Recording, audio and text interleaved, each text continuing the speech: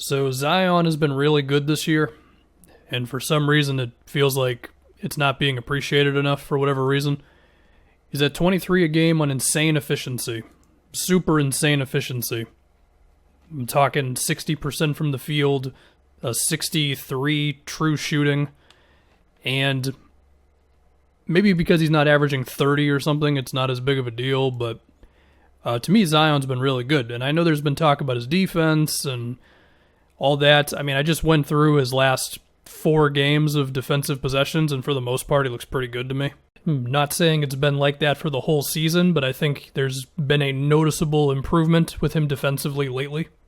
I'm sure it's the occasional closeout that could have been a little better or whatever, but honestly, I think Zion's rotations have been pretty good. They've mainly been having him help on roll guys, that sort of thing, because he's usually on wing players who are not much of a threat as ball handlers.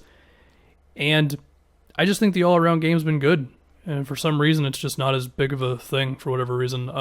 I think some interesting things that the Pelicans have been doing lately with Zion is they've had more handoff plays. They've had more plays where he brings the ball up himself on a possession. And I think he's proving as a ball handler and as a creator up top, he can do those sorts of things. I mean, he's had some possessions where he just beats his defender in a one-on-one. I mean, he had this one in-and-out dribble. I think it was against the Bulls that was really good, got him inside. He had this one play against the Pacers where he busted out a behind-the-back dribble, and he's got some stuff off the bounce, man. It's not just this big dude who can't handle the ball or anything. They've had some really creative plays where, like, Steven Adams will have a handoff play with Zion at the top of the key, and then Adams will immediately set a screen for Zion around like the free throw line, and that gets Zion something going to the rim. They did a similar thing with Lonzo, kind of like, again, around the free throw line off of an inbound play against the Bulls. And, you know, when Zion when he hands the ball off to Ingram or to JJ Redick or to Lonzo or Bledsoe, the defense has to care about Zion. You know, just because he can't really shoot like that or just doesn't take a lot of threes doesn't mean he doesn't have gravity. And what's happening is those guys are able to just get a head of steam going to the basket or whatever it may be. I mean, Zion does kind of look like Bam sometimes, the way Miami uses him. And the other thing that's cool about Zion is when teams back up off of him, he just uses that space to just get closer to the rim. He doesn't really do the, let me stare at the basket for 9 seconds and figure out what I'm going to do here sort of thing. Now, that said, they do sometimes still get into a little bit of trouble because Steven Adams is sometimes just simply in the way. But I do feel like Stan Van Gundy has already started to open up some of Zion's capabilities on offense. It's not just in the post. It's not just offensive rebounds. It's not just him setting screens and rolling to the basket, even if those are all parts of what Zion is still doing. More ball handling opportunities, and I think Zion is going to prove to be good at those things. I mean, hell, there's been possessions where Zion has run a pick and roll, where he's the main guy handling the ball, something that we've wanted Giannis to do for a couple years now. Oh, defense will go under the screen on him or whatever. I think if you get a guy like Giannis or Zion going to the basket, so what if they go under the screen? You know, like he can get through that type of thing, and I think it's already starting to be a little more of a thing. Now, that said, if we can talk about the Pelicans' offense, it's kind of wild that they're 8th in offensive rating while looking kind of awkward at times to me. I mean, they've had some blowout wins, so maybe that kind of skews it a little bit, but I think that some things that are happening with their offense, besides the obvious of Steven Adams is just sometimes in the way. I mean, there was this one play against the Bulls where Brandon Ingram went off the dribble. Steven Adams was so in his way that it was actually like a joke, how he was literally just a wall blocking Brandon Ingram from the basket. And, you know, they've tried the Steven Adams screen setting and handoff plays to offset some of that. But I also think some of it is other guys might just be taking too many shots. I mean, Zion is at 15 shots a game right now. Granted, he also shoots a lot of free throws, so you have to take that into account. But Lonzo and Bledsoe combine for over 20 shots a game. And when you've got Ingram and Zion, maybe you don't want that as much. Now, some of those are open catch-and-shoot threes, so you'll live with that, but even so, I think there are times when Zion could just be featured even more. I mean, you look at their touches per game, and I'm talking like last 7 games, not the whole season. Zion's at 47 touches a game. Bledsoe's at 44. Josh Hart is at 40.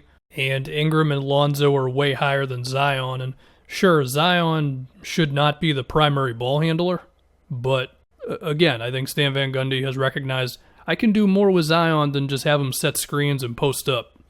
And I think they're hopefully just going to lean into that even more as the season goes along.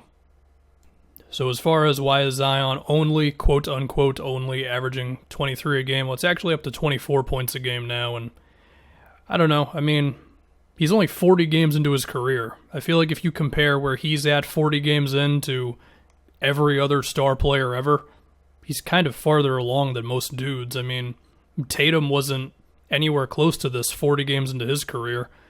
Luka, 40 games in. I mean, there had to be some adjustments by the Mavs, to really give him the team, but even so, I don't think Zion right now is super far off from 40 games in Luka.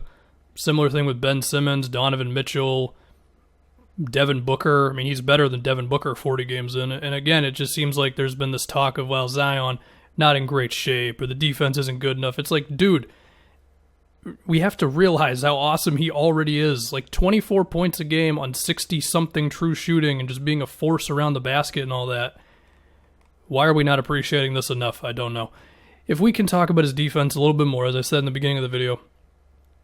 So the main thing they're having him doing, as I said, they're having him on wing players like Patrick Williams or Kyle Anderson or Desmond Bane, guys who can't do too much off the dribble. I mean, Kyle Anderson can do a little off the dribble, but what they're doing off of that is he's usually in the corner, and Zion is usually the main help guy on dives to the basket. And I think for the most part, he's done a pretty good job with that. He also then sometimes needs to close out on that sort of thing, and he definitely looks better collapsing to the basket than he does closing out to shooters. That said, I do think his closeouts have been cool for the most part. I mean, there's a couple that are a little too slow, but there's also some where he has a really good burst of speed getting out to the shooter. And I mean, there was one on Kyle Anderson that was really good. Anderson still made the shot, but it was a good closeout. There was one on, I think it was Desmond Bane in the Grizzlies game that was pretty good. There was one in the Pacers game that was good. Granted, his defense in the beginning of the possession wasn't as good, but he recovered pretty well. And just this idea of Zion's bad on defense, I think he has been definitely better recently, and I see no reason as to why that can't continue from here. The only thing I could really say is the fouls have been a little too much.